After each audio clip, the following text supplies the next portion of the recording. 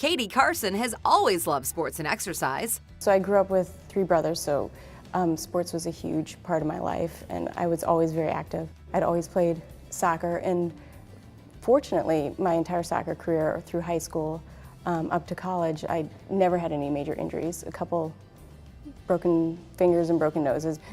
Nothing that took a while to heal. I went right back to playing. But at 32 years old, that all changed during one of her co-rec soccer games. I had just gotten engaged, so I was really excited about going to my game. But then, midway through the game, I collided with who I think must have been like the largest man in the entire world, but I'm sure it was just a normal-sized guy. We both went in for the ball, and instantly I knew exactly what happened the second it happened. And as I fell to the ground, I sort of watched my leg just flip out behind me. I also remember laying on the field. One of my friends told me this, who had been standing over me. He was holding my hand, and he said that I looked up at him and said, "I just want to be able to walk down the aisle." And here's the area of your fracture. Here you had the tibia fracture and the fibula fracture.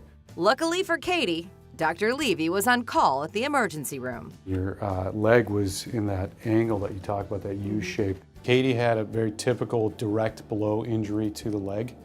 So her bone fractured. She did have a very significant deformity. So her leg was in about between 45 and 90 degrees of an angle. But due to the fact that she had such a severe injury, that leg needed to be stabilized in surgery with an intramedullary nail, which we then proceeded with in surgery. We put the rod in the middle of the bone. As a kid, I always thought you just broke your leg, they put a cast on it, and you went home, it healed, and you were completely fine.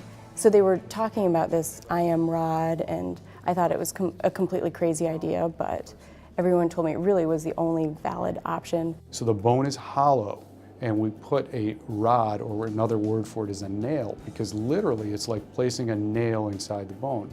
So we put this long rod that's about this long and about 10 millimeters wide, and we put that into the middle of the bone and align her leg. We then place a few screws on the top of the bone and on the bottom of the bone to hold that rod in place. By placing the nail or the rod inside the bone, Katie can weight bear immediately. So she was allowed to walk immediately after surgery. At one point, I believe, the nurses came in and said, now it's time for you to walk.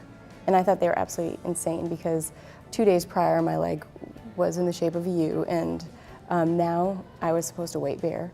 And in fact, they would not let me leave the hospital until I managed to walk up and down stairs, which I thought it was insane, and I was absolutely terrified. There's a phenomenon in bone healing in which placing weight on a bone that's healing actually stimulates bone healing. Even with the surgery behind her, Katie still had a tough road to recovery. I had a lot of nerve damage. My foot was actually paralyzed. The first physical therapist I saw thought it was wonderful that I could walk, and he kind of left it there.